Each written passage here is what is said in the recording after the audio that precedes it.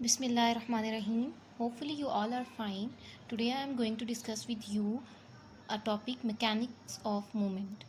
In this topic we discuss the following points: speed, velocity, momentum, inertia, acceleration and friction. Speed. Speed is merely the rate at which a body moves and takes no account of the direction. Speed depends only on magnitude, it doesn't depend on direction. Speed is distance covered in unit time. For example, a car covers 60 kilometers in 1 hour. Uniform speed. If a body covers equal distance in equal interval of time, this is known as uniform speed. Average speed. Total distance traveled by the object per elapsed time. Speed of relaxed passive movements and speed of active exercises. Speed of relaxed passive movements. What are passive movements? Passive movements are a movement of the body or of the extremities of a patient performed by another person without voluntary motion on the part of the patient. Okay. The speed at which passive movements is performed must be slow and uniform so that relaxation can be maintained. For the maintenance of relaxation, the speed must be slow and uniform. Speed of active exercises. Natural speed, reduced speed, increased speed. Natural speed. Natural speed is the speed at which exercise should be done. Reduced speed.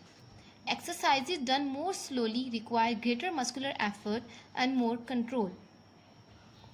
Decrease in speed of repetitive movements ensure time for full range movements. Increased speed.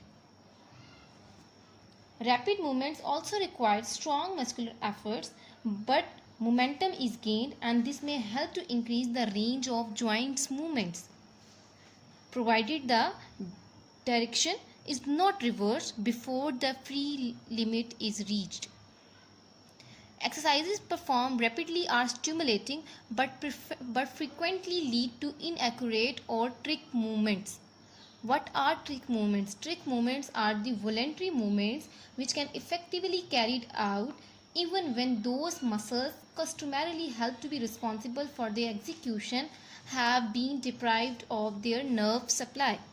Full range movements is rarely achieved.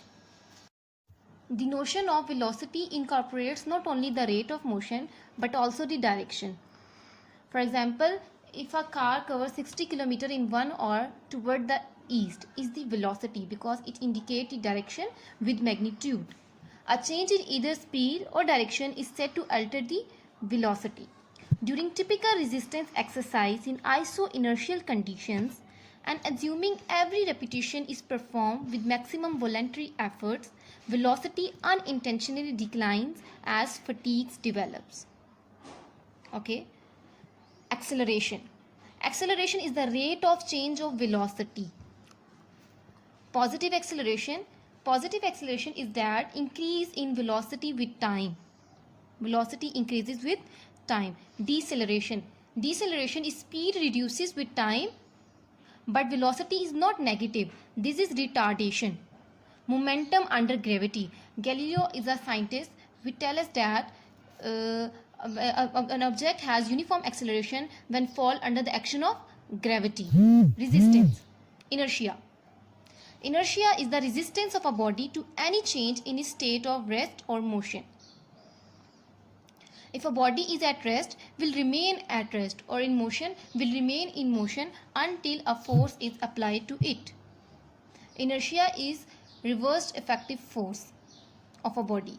Reverse effective force. The equal and opposite force is known as reverse effective force. It is also called as inertial force.